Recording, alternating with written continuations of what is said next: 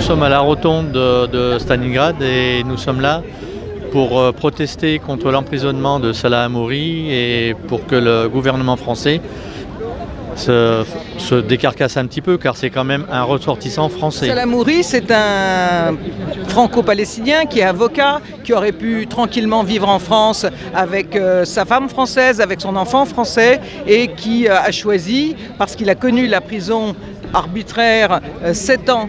En 2005, il a été emprisonné alors qu'il n'avait commis aucun délit. Il a tenu à continuer à défendre les droits du peuple palestinien et il est donc reparti vivre à Jérusalem, sa ville. J'étais là l'année dernière quand ils ont empêché Elsa de rentrer chez elle et qu'elle a été obligée de rentrer en France et accoucher en France avec toutes les conséquences que ça implique pour eux. Et malheureusement, je me retrouve là aujourd'hui. Pour Salah qui là maintenant il continue à le harceler, qui à mon avis évidemment pour le faire partir définitivement. Il est à la fois palestinien de Jérusalem et français. Et c'est en tant que citoyen français aussi que nous connaissons tous en tant que français et en tant que palestiniens et tous nous le soutenons. Et on attend de voir ce que fait le gouvernement français face à un ressortissant français qui n'a rien commis et qui est emprisonné de manière illégale en Israël.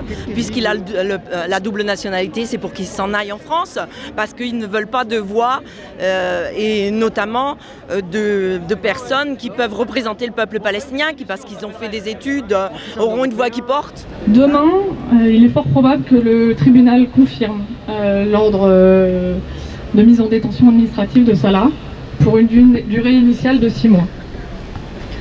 Fort probable parce que bien que la Cour au début avait accordé la libération sous condition de Salah, cette décision au dernier moment a été annulée par un simple ordre de mise en détention administrative signé de la main d'Avigdor Lieberman. Ils n'ont aucune raison à donner et la détention administrative, c'est le propre de la détention administrative, c'est de ne pas donner de raison, de dire top secret, en gros. Le dossier est donc vide, mais en vérité inaccessible et la détention peut être renouvelée de manière illimitée. Aujourd'hui, moi, je ne suis pas en mesure d'apprécier les efforts diplomatiques qui sont menés, mis à part ce qui est appelé la protection consulaire. Donc voilà, Salah bénéficie de la protection consulaire. Il a pu recevoir hier matin la visite du consul général et du consul adjoint. Liberté pour Salah Hamouri. Liberté pour Salah Hamouri. Donc les gens qui sont en détention administrative, et ils sont 465 à l'heure actuelle dans les geôles israéliennes, dans les geôles de l'occupant, eh bien peuvent être condamnés à 4 mois par exemple sans motif de détention administrative et rester 2 ans, 3 ans, 4 ans emprisonnés. C'est normal qu'on défende Salah Hamouri et tous les autres prisonniers aussi, femmes, enfants et adultes.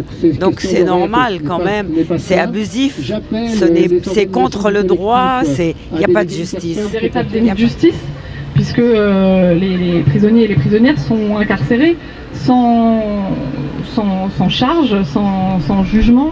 Et en tant que Palestinienne, je me devais d'être là. Salah soit libre. Merci à tous. Arrête de mordre mon micro, toi. Je défends le droit des peuples à l'autodétermination parce que Salah doit vivre là où il est né, parce que Salah il doit travailler là où il est né, il doit défendre les Palestiniens. Salah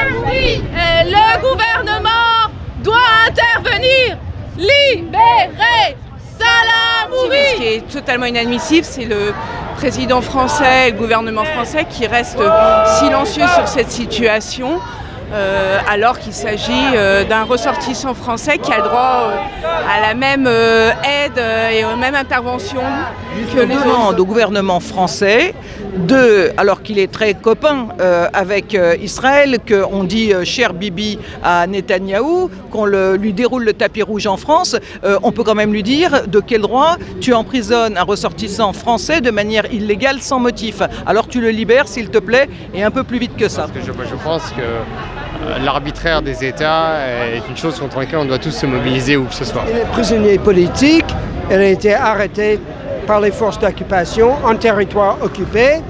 Son arrestation est illégale au regard du droit international Son seul crime, à ce que je sache, c'est de faire partie d'une organisation de gauche palestinienne.